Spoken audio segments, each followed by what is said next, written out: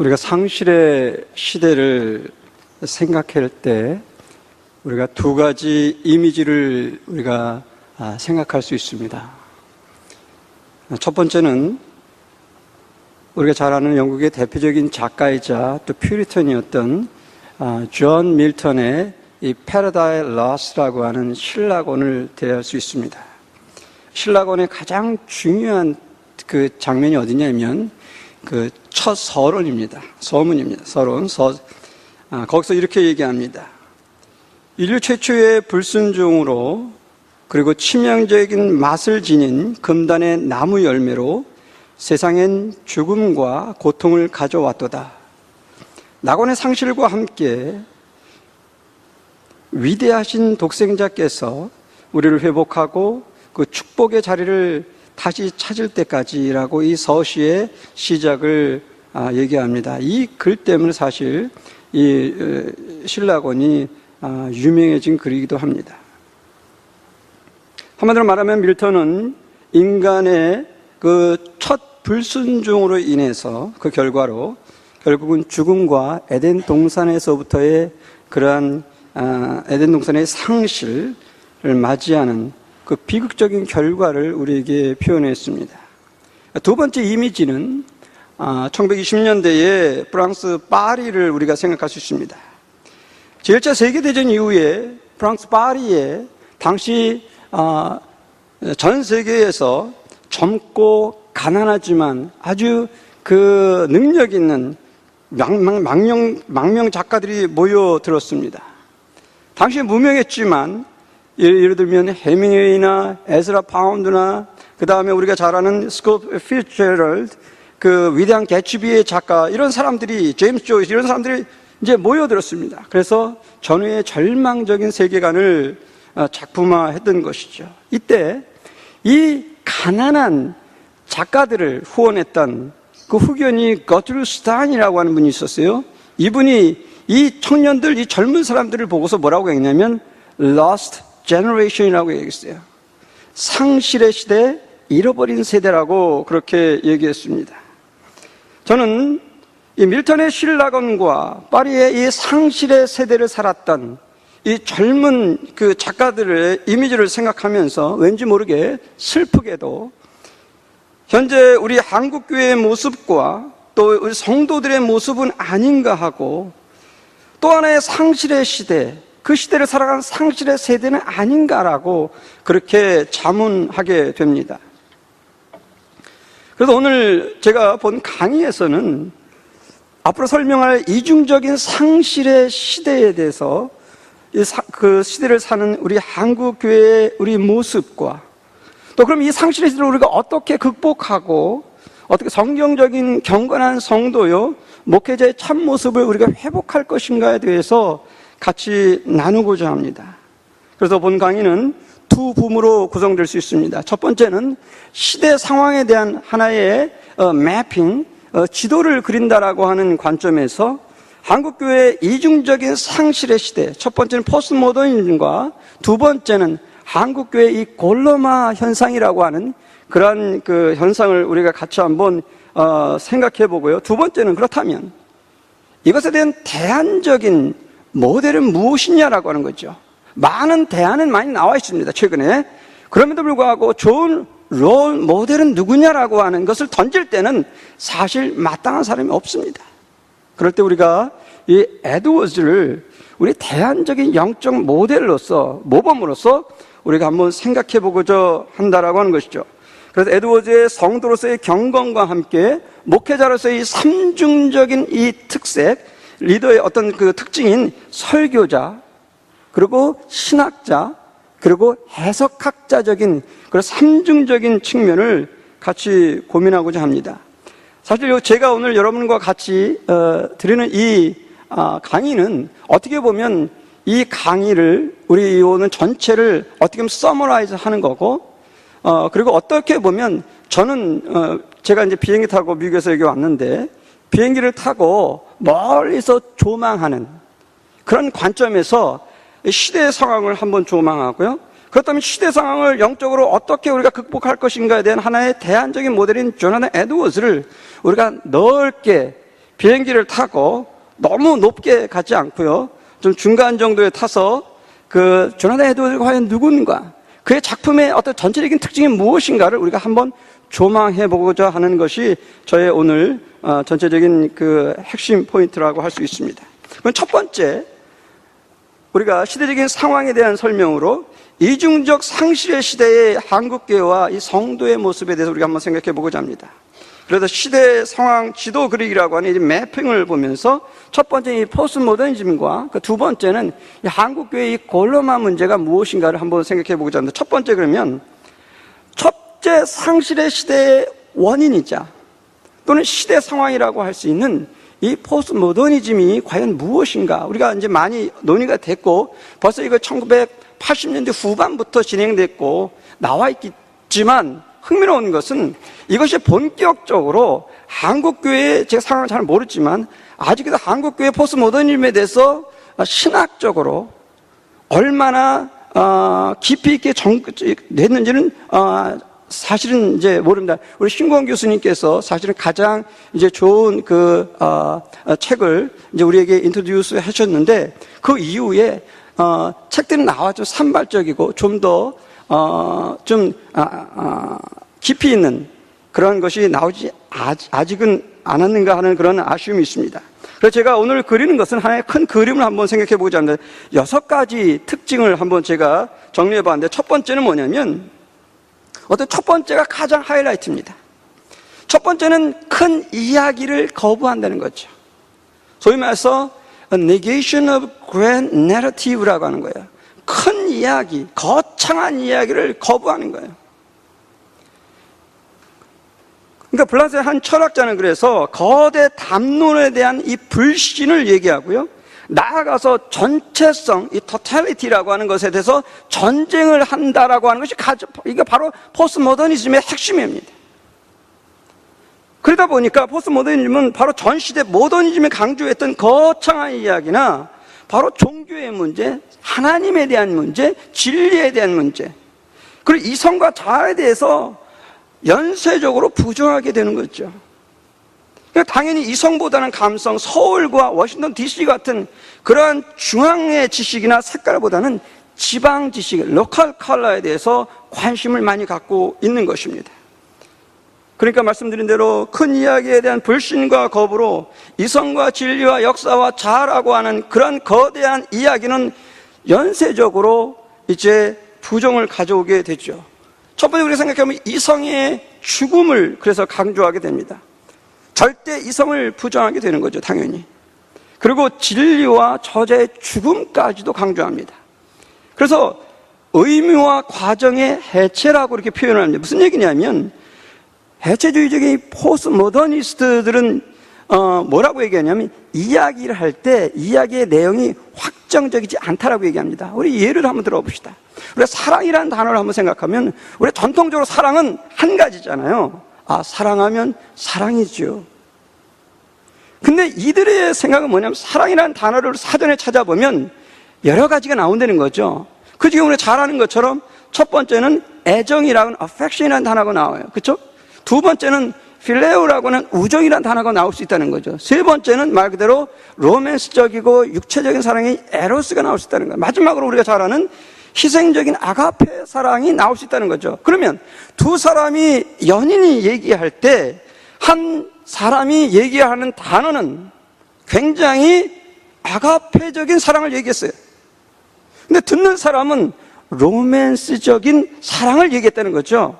자, 그렇다면 이 사람들의 논리는 뭐냐면, 자, 지금 서로 의미와 과정이 어떻게 됐다는 거예요?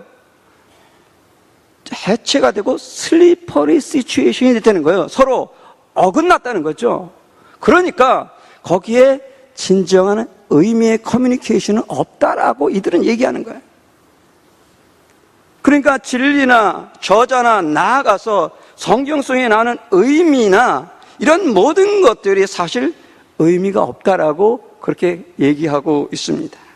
그러니까 결국은 또 하나의 예가, 좋은 예가 이러는 것입니다. 스테니 피쉬라고 하는 그 독자 반응 이론 학자는 이렇게 얘기합니다. 우리가 클래스룸에 한번 들어가면, 클래스룸에 갔을 때 거기에 과연 텍스트, 하나의 확정적인 단어를 던져주는 텍스트가 있느냐라고 물어봐요. 그래서 뭐라고 얘기하냐면 이렇게 얘기합니다. 과연 이 클래스에는 텍스트가 있느냐? Is there a text in this class? 라고 하는 유명한 논문이자 책을 쓰게 됩니다. 무슨 얘기냐면, 자, 거기에 5명이 있는데, 클래스룸에 5명이 있거나 10명이 있으면 5명의 해석만 있을 뿐 하나의 정답은 없다라고 얘기하는 거죠. 이것이 바로 이 포스트 모더니스트들이 얘기하는 의미와 과정의 해체, 의미가 이제 전달되지 않는다라고 하는 논리의 하나의 여러 가지 그러한 측면을 얘기하고 있습니다. 그러니까 자아의 죽음, 결국 역사의 죽음까지도 그렇게 얘기하고 있습니다. 그러니까 역사적인 면에서 보면 당시의 모더니즘 앞에서는 뭘 얘기했냐면, 자, 역사는 진보다라고 얘기한 거죠. 자, 역사는 연속적이다 얘기했어요. 근데 이 사람들에게는 no, 그렇지 않다라고 하는 거죠. 역사는 어떻게 보면 비연속적이라는 거죠. 그리고 진보가 아니라고 하는 거예요. 그리고 참된 역사는 없다라고까지 얘기하죠. 그래서 포스트모더니즘의 첫 번째 특징이자 가장 중요한 이 특징은 하나의 큰 이야기에 대한 그런 그 부정, 결국은 그래서 하나님에 대한, 종교에 대한, 진리에 대한, 이성에 대한, 이러한 자아에 대한 해체 내지는 이러한 모든 것에 대한 겁으로 우리가 반응하게 됩니다. 둘째는 차이와 문화적인 대중주의에 대한 찬양입니다. 이 디퍼런스의 문제입니다. 사실 디페랑스라고 프렌치를 제가 쉽게 디퍼런스로 얘기했는데, 어쨌든 여기서 얘기하는 건 뭐냐면 이성 중심주의를 벗어나서 다양성을 강조한다는 거죠. 차이를 강조하는 거예요. 그러니까 이성의 어떤 교조주의적인 태도를 벗어나는 거죠. 그러니까 다양한 문화 공간을 문화가 공존하는 겁니다. 전에는 어떤 일세계적인 그런 백인 중심적인 문화였지만 이제는 뭐냐면 다양한 다민족의 시대입니다. 우리 한국도 지금 그렇다고 그러는데 그런 다양한 민족과 다양한 그런 문화가 공존하는 거죠. 어떻게 보면 좋은 거일 수 있습니다. 두 번째는 텍스트가 확장됩니다. 전에는 영문과에서 셰익스피어의 작품만 읽었거든요. 요새는 셰익스피어 작품만 안 읽습니다. 전에 읽지 않았던 인디언 문학도 리딩하게 되고요. 그 다음에 전혀 읽지 않았던 여성 문학도 리딩하게 되고요. 유대인 문학도 리딩하게 되고요. 여러 가지 텍스트를 리딩하게 되고 심지어 성문화 그리고 심지어 동성애 문화까지도 리딩하는 것이 지금의 현실이에요. 텍스트가 모든 것이 텍스트예요. 그러다 보니까 이제 어떻게 하냐면 문화까지도 텍스트화하는 거예요. 그러니까 이런 공간에 대해서 하나의 텍스트로 리딩하게 됩니다. 그래서 디즈니랜드를 리딩하는 것을 우리가 많은 분석적인 면에서 볼 수 있는 것입니다. 그리고 고급과 저급의 그 어떤 문화적인 어떤 그 경계가 불분명해졌어요. 그러니까 우리가 잘 아는 요새 한국 사람들은 어떻게 보면 애국자인데 어떻게 보면 좀 아쉬운 그 싸이의 강남 스타일이나 그 이후에 나는 젠틀맨 같은 것들을 보면 굉장히 전형적인 자본주의적이고 그리고 선정적인 코드가 굉장히 거기에 팽배하거든요. 자, 그런 것들도 하나의 학문적인 연구 대상으로 연구하는 것이 바로 이 시대적인 포스트모더니즘의 연구의 하나의 특징으로 볼 수 있습니다. 셋째는 우리가 잘 아는 상대주의적인 것이죠. 종교적인 윤리적인 상대주의. 그러니까 전에 지적인 변방에 있던 개념들이 이제는 중심으로 움직이는 겁니다. 그리고 전에는 하나의 동점 가치를 갖지 않았던 것이 동점 가치를 갖게 돼요. 그러니까 변방의 문화, 하위 문화, 그 다음에 성문화, 동성애 문화들이 이제 하나의 독립적인 가치를 갖게 되는 것이죠. 종교도 마찬가지입니다. 모든 종교가 어떤 가치와 구원의 가능성을 다 열어놓는 거예요. 그러다 보니까 여러분 그 책방에 가면, 지금 한국 책방은 어떤지 모르지만 미국 책방에 가면 요새는 굉장히 많은 사이비 종교, 뉴에이지의 책들이 굉장히 많습니다. 오히려 철학책이나 기독교의 책보다 더 많아요. 기독교에 대한 책도 더 많아요. 그 다음에 이제 네 번째는 우리가 인간관계에서 하나의 유목적인 이제 노매드적인 유목적인 그런 유목성을 찬양하게 됩니다. 그래서 이 포스모던 시대의 인간들은 한 곳에 머물지 않아요. 계속적으로 움직입니다. 뭔가 불안하게 이 움직이는 것을 보게 됩니다. 그래서 포스모던 언어의 특징이 플레이풀이라고 하는 단어가 나오는데, 유희적인 단어가 나오는데 굉장히 유희적인 인간이 우리를 볼 수 있어요. 그러니까 결혼 관계에서도 더 이상 계약적이고 신성한 관계가 이제 관계를 비우는 거죠. 유희적이죠. 그리고 즉흥적입니다. 뭐 우리 한국 문화도 지금 그것이 팽배한 걸로 제가 알고 있는데, 이것에 대한 좋은 예가 하나의 그 공항을 들고 있어요. 우리 김우창 교수님이 이제 지금 리타이어 한 걸로 제가 알고 있는데, 이 포스트모더니즘의 특징을 공항으로 비유했습니다. 여러분, 공항에 가시면 앉아보시면 공항에서 머물고 있는 사람 있습니까? 아무도 없습니다. 혹시 예를 들어서 비행기표가 문제가 돼서 머물는 할 수 없는 사람들만 있지, 비행기 그 터미널에서는 모든 사람들이 움직입니다. 그것이 바로 포스트모던 인간의 관계, 인간의 특별한 특징이라고 얘기할 수 있습니다. 다섯 번째는 세계화. 이 문제는 우리가 잘 아는 거고요. 그래서 여섯 번째는 소비주의에 대한 찬양. 이게 프레드릭 제머슨이라고 하는 이 이제 가장 유명한 학자가 얘기하는 건데, 이 학자가 LA에 이 포스트모던 건축을 하나를 얘기해요. 그게 뭐냐면 보나벤처 호텔이라고, 이게 다목적 호텔이에요.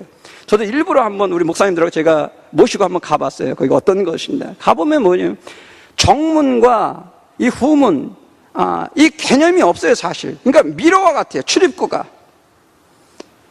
그 일단 들어가면 이 나오기가 불편할 정도로 그 안에 몰입하게 만듭니다.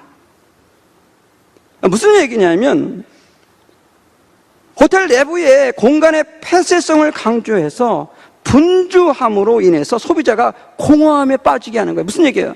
쇼핑하도록 만들어내는 거예요, 공간이. 그러니까 이 건축이라고 하는 것이 결국은 포스트모던 자아를 익스팬드 하는 거예요. 여러분, 한국에 이제 이런 것을 적용해서 한국의 백화점이나 한국의 호텔을 적용한 책들이 이제 꽤 오래전에 나와 있죠. 지금도 한국도 마찬가지입니다. 그렇게 바로 이런 소비주의를 찬양하게 돼서 극단적으로 나는 쇼핑한다, 고로 존재한다라고 하는 그러한 그 얘기가 있습니다. 그러니까 쇼핑하다 죽어도 좋은 시대예요. 그래서 극단적인 소비를 조장하고 찬양하게 됩니다. 그래서 이 포스트모던 시대는 이 시대의 정신으로서 큰 이야기를 거부함으로 해서 결국은 하나님을 상실한 그런 시대를 우리가 살게 됩니다. 그렇다면 둘째 상실의 시대의 원인이라고 할 수 있는 과연 이 한국 교회의 골로마 문제는 무엇일까 한번 생각해 봅시다. 우리는 다양한 매체를 통해서 한국 교회의 이 돈과 이 권력과 이 성욕에 대한 삼중적인 탐욕의 반지에 대한 이 붙들려 있는 추한 모습을 자주 대하게 됩니다.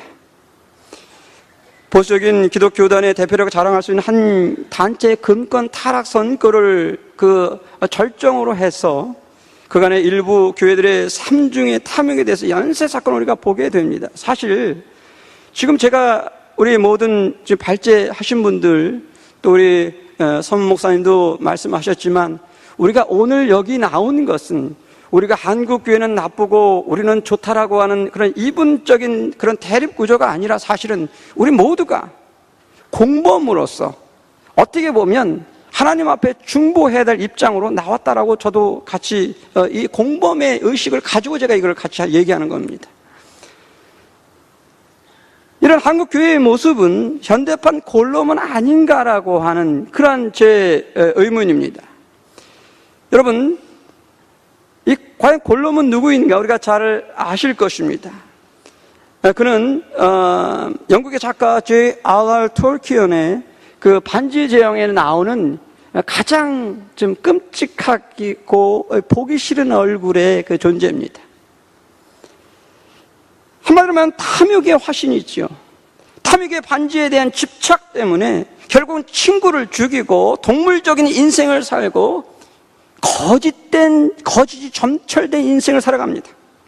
그리고 결국은 비참한 죽음을 맞이하게 돼요. 다음에 간략하게 제가 지적할 한국교회의 3중의 탐욕에 대한 모습은 바로 탐욕의 반지를 향한 골룸의 욕망의 생애와 좀 비슷하지 않는가. 좀 극단적일 수 있지만요, 이런 반지 욕망이 자기를 죽이고 한국교회와 성도, 나아가서는 한국 사회를 죽음의 길로 인도하는 장래의 행렬인지도 모르는 것 같다라고 하는 것이죠. 그럼 한국교회의 이 골로마 문제가 무엇인가 한번 간단하게 한번 생각해 보고자 합니다. 첫 번째는 이 사회학 측면을 제가 간단하게 보겠습니다. 첫 번째는 이 권력의 문제에 대한 이 탐욕의 문제, 이거 우리가 알기 때문에 넘어갑니다.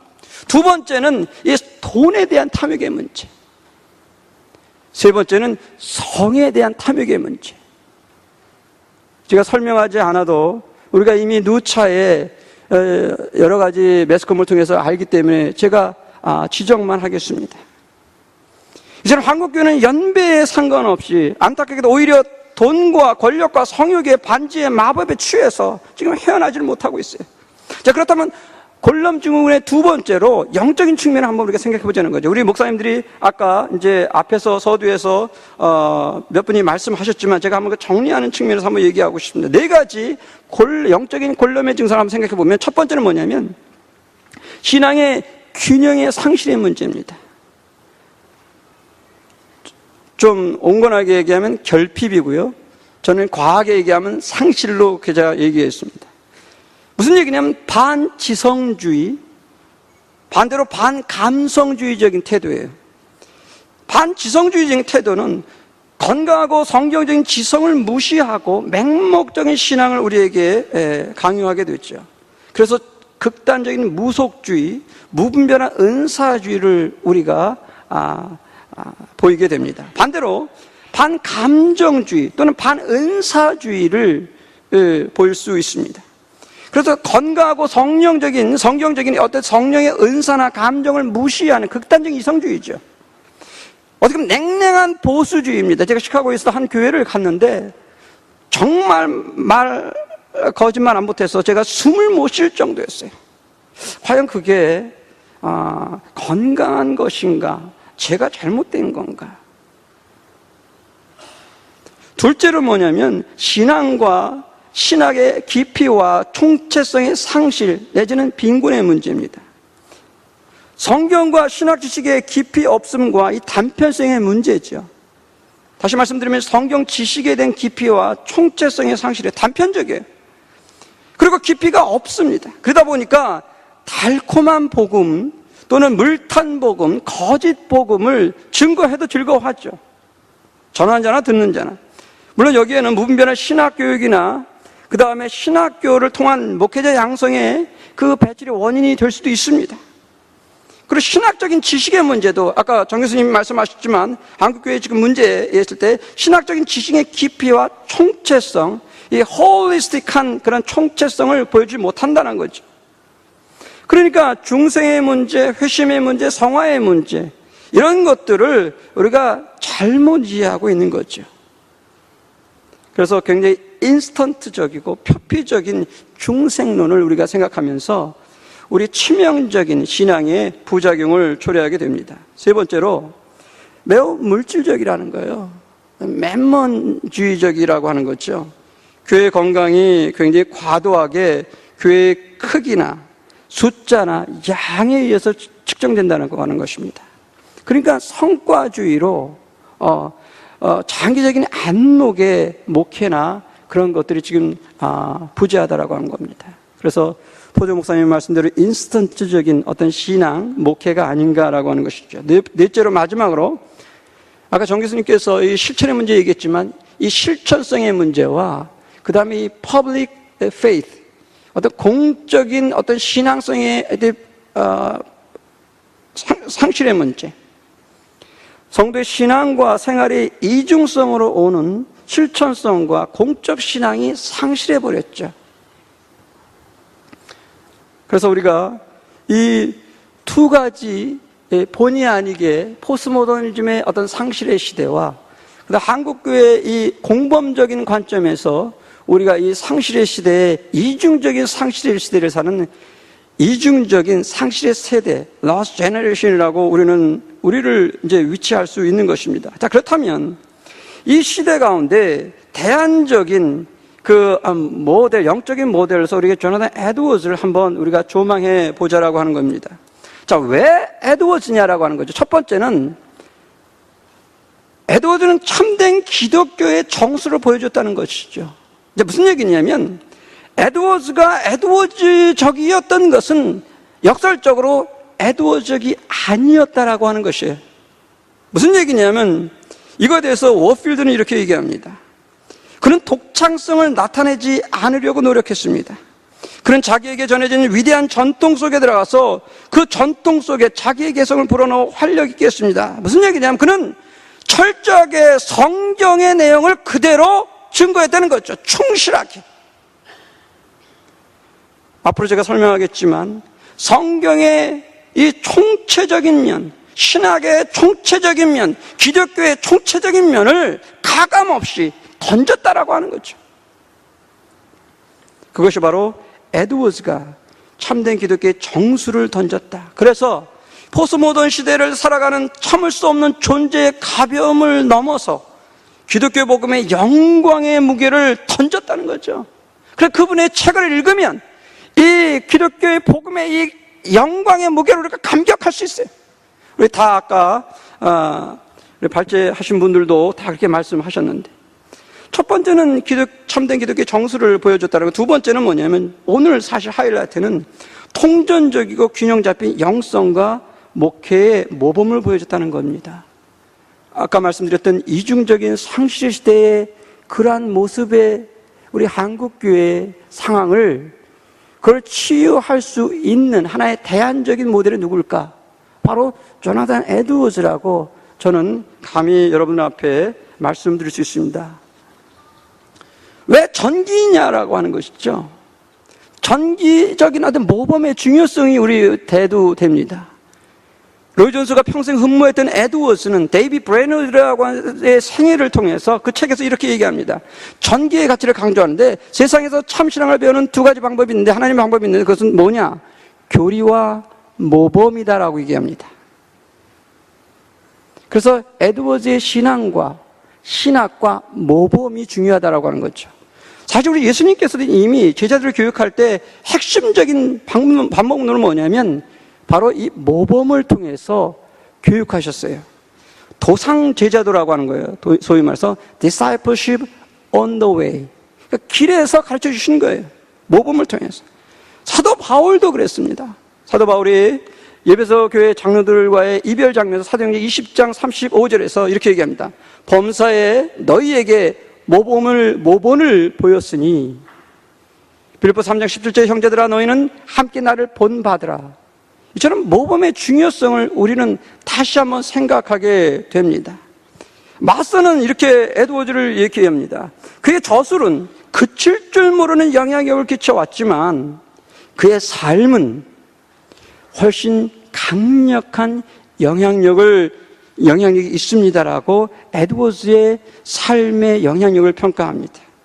그렇다면 에드워즈는 한마디로 말하면 자신의 경건과 교회의 부흥을 통한 하나님의 나라를 위하여 평생을 치열하게 경주했던 통전적인 균형과 탁월성을 보여주었던 말 그대로 영적인 거목, 그죠? 스피릿 자이언트예요.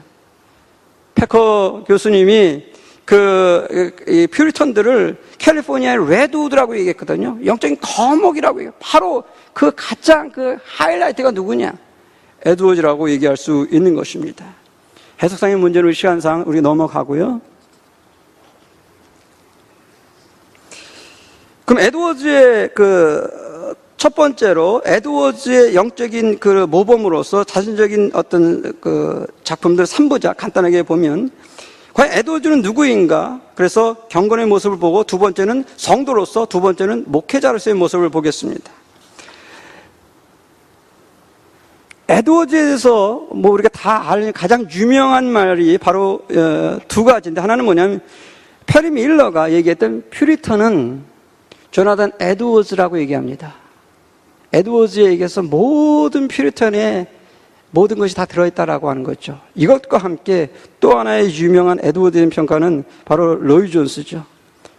교회사적으로 에드워즈는 청교주의 최고비라고 얘기할 때 참으로 로이 존스가 이렇게 합니다. 참으로 어리석게도 청교도들은 알프스에 비유하고 루터와 칼빈을 히말라야에 비유한다면 조나단 에드워즈는 에버레스트 산에 비유하고 싶은 시험을 받곤 합니다.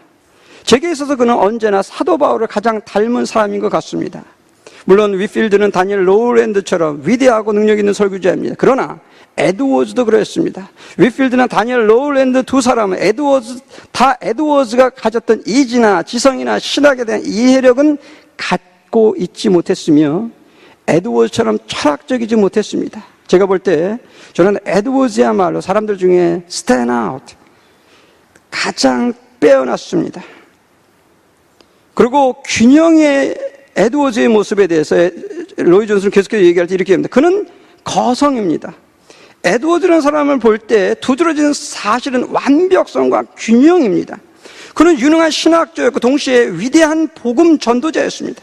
사도 바울처럼 이분은 신학자이기도 하면서 전도자였습니다. 그는 위대한 목사였으며 영혼들과 영혼의 문제를 다루었습니다. 그는 어린이들뿐만 아니라 성인들을 다룬 데도 명수였습니다.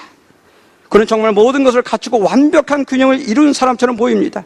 그는 극단적인 칼빈주의자도 알미니안주의자도 반대했습니다. 한마디로 그는 하나님께 압도되었던 사람인데 그는 열정적인 경건과 심오하고 통합된 지성을 조화시켰던 사람이다라고 균형성 있는 에드워즈의 모습을 보게 됩니다. 자, 그렇다면 에드워즈의 이런 균형의 모습, 특별히 영적인 모범의 모습, 경건의 모습을 자전적인 글을 통해서 우리가 볼 수 있습니다. 에드워즈의 자서전 세 가지 있는데요. 퍼스널 내러티브의 자서전과 결심문과 이 일기를 통해서 우리가 이언 머레이가 보여주는 것처럼 사실 굉장히 쉽습니다. 비교적. 그리고 이거는 특별히 청소년, 대학생들 뿐만 아니라 모든 목회자들이 사실 이제 일과의 필수적인 그런 스타팅 그런 글이라고 얘기할 수 있는데, 이 에드워즈에 이런 그 자서적인 글에 대해서 머레이가 얘기했던 건 뭐냐면 에드워즈의 전 생애 사역을 이해하는 열쇠와 같다라고 얘기합니다. 그래서 이 세 글들은 바로 에드워즈의 평생의 영적인 고뇌, 그 다음에 자기 훈련의 과정, 하나님 중심의 인생에 대한 균형 잡힌 성도의 모습, 목회자의 모습을 잘 보여주고 있습니다. 이런 3부작을 간단히 말씀드리면 결심문을 보시면 결심문을 70개의 일종의 영적인 자기 점검표라고 얘기할 수 있습니다. 그리고 이건 퓨리탄의 하나님 전형을 보여주는 에드워즈를 보여주는데요. 매일매일 경건을 위한 실제적인 가이드라인을 그걸 보면서 자기를 점검했던 것을 보게 됩니다. 그리고 자서전은 그 다음에 이제 일기는 그 결심문을 따라 살려고 했던 그런 모습을 보게 되고요. 자서전은 자기의 장래 사이였던 그 아론 버가 요청해서 20년 후에 자기의 모습을 돌아보면서 쓰게 되는, 그래서 성숙한 성도의 그런 에드워즈를 보게 됩니다. 시간이 5분이 안 남았다 그러니까요. 이제 마무리하기를 원하는데 어떻게 마무리할지 저도 모르겠습니다. 59페이지짜리를 제가 줄여서 지금 몇 페이지죠? 한 30페이지를 했더니 정 교수님 어저께 이제 마지막으로 우리가 이제 파이널라이즈 할 때 이거 더 줄여야 되니까 줄이지 말고 어쨌든 강의할 때만 줄여서 하시라고 그렇게 얘기해서 제가 이제 위로를 받고 왔는데 어쨌든 이제 마무리를 하고자 합니다. 에드워드의 통전적인 탕월성과 균형의 문제는 제목만 한번 보겠습니다. 영적인 순례자의 삶을 살았습니다. 첫 번째. 두 번째는 실천적이고 두 번째가 어디 갔습니까?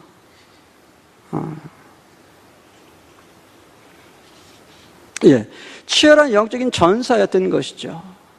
전사로 살았습니다.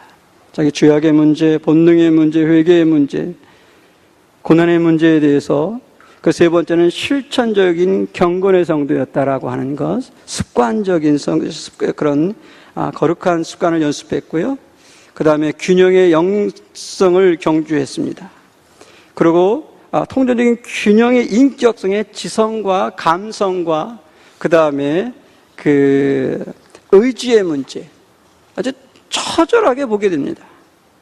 그리고 시간의 관리의 문제, 흥미로운 것은 관계성의 균형의 문제, 또한 자연과의 어떤 관계의 문제를 보여주게 됩니다. 그렇게 해서 개인적인 경건의 문제를 고민할 때 치열하게 하나님 앞에 경주했던 경건의 모범을 우리에게 보게 됩니다. 두 번째는 목회자로서의 모범으로서 보면 설교자, 신학자, 해석학자의 그런 삼중적인 모습을 보게 됩니다. 사실 방대하기 때문에 이걸 요약할 수 없지만 가장 하이라이트는 역시 설교자, 신학자, 그 다음에 해석학자적인 관점이 아니겠느냐라고 얘기할 수 있습니다. 최근에 미국 복음주의 내에서 가스펠 콜리션이라고 하는 하나의 무브먼트 운동이 있는데 거기에 지금 칼슨과 그 다음에 존 파이퍼가 이제 하나의 얘기하는 것이 뭐냐면 그 화두가 뭐냐면 목회자이자 스칼라, 그렇죠? 그러니까 패스터 스칼라의 개념이 사실은 이것과 연결되는 거라고 얘기할 수 있는 것입니다. 그래서 균형 잡힌 그 설교자로서의 에드워즈는 바로 죄의 각성의 문제, 그리고 하나는 하나님의 아름다우심에 대한 이 부흥에 대한 이 양면의 측면을 균형적으로 보여줬어요. 그래서 아까 얘기했던 진노하신 하나님의 손에 붙들린 죄인들을 통해서 죄 각성의 문제에 대해서 소위 말해 헬파이어를 던져주고 한쪽 면에서는 뭐냐면 부흥설교의 백미 중에 하나인 바로 신적이며 초월적인 빛이라고 하는 이 설교를 통해서 하나님의 아름다우심에 대해서 이성적이고 성경적으로 그리고 거기서 중요한 영적인 감각의 문제에 대해서 던져주고 있습니다. 그러니까 설교자로서도 균형을 보여주고 있죠. 그리고 신학자 에드워즈는 바로 균형과 탁월의 신학자로 이성과 성경의 균형을 보여주고 있습니다. 설교에서 그렇게 또 보여주고요. 신앙 감정론, 그 다음에 아까 정 목사님이 말씀하셨고요. 천지 창조에서 이 사귐의 우리 하나님을 우리가 보게 되고요. 그 다음에 마지막으로 그 구속적인 해석학자 에드워즈를 우리가 보게 됩니다. 하나는 역사학자고요. 하나는 문화 해석학자로서 보게 됩니다. 결론적으로 말씀드리면 그 에드워드 유산에 대해서 여러분이 파워포인트를 보시면 알겠지만 미국의 진정한 유산, 그리고 우리 한국교회의 진정한 그 어떤 적용성이 있는 유산이 무엇일까? 에드워즈를 우리가 생각해야 될 것이라고 얘기하고요. 그 다음에 복음주의의 균형 있는 부흥론과 이성론을 제공했다는 거죠. 반 이성적인 것도 아니고 반 감정적인 것도 아닌 하나님과의 인격성, 당시에 이 디이즘이 팽배했는데 어떤 인격성을 강조했다. 하나님 중심주의의 모습을 회복했다는 거죠. 그래서 두 가지 요약하면 하나는 통전적인 균형과 이 탁월성을 위해서 과연 우리 성도는 성도대로, 목회자는 목회자대로 과연 우리가 최선의 경주를 경주하느냐라고 하는 것입니다. 제가 여러분들과 오늘 마무리하고 싶은 바로 그것입니다. 그리고 결론적으로 뭐냐면 조나단 에드워드 우리에게 상실의 시대의 영적 모범으로 통전적인 균형의 영적인 거성이요 목회적인 삼중적 리더십의 모범이었습니다. 그러나 우리가 주목할 점은 에드워즈는 바로 예수 그리스도를 안내하는 이정표와 같은 세례 요한과 같은 존재라고 하는 것을 우리는 주목해야 될 것이죠. 그렇죠? 에드워즈를 넘어서 예수 그리스도를 만나고 예수 그리스도를 닮아가는 것이 바로 오늘의 포인트라고 할 수 있어요. 이언 머레이가 이렇게 얘기합니다. 조나단 에드워즈의 사역은 끝나지 않았습니다. 부흥의 시작은 조나단 에드워즈의 진리를 회복하는 것입니다. 한마디로 말하면 에드워드를 다시 리딩하고 다시 회복할 때 부흥이 시작된다는 거예요. 그래서 바라기는 오늘 이 시간을 통해서 우리가 조나단 에드워즈와 그를 사용하셨던 우리 주님과 함께 현대 우리 조국교회의 이중적인 상실의 시대를 뛰어넘어서 여러분과 저가 우리 조국교회 가운데 참된 회복과 부흥의 불꽃이 왕성하게 일어나기를 간절히 소망합니다. 감사합니다.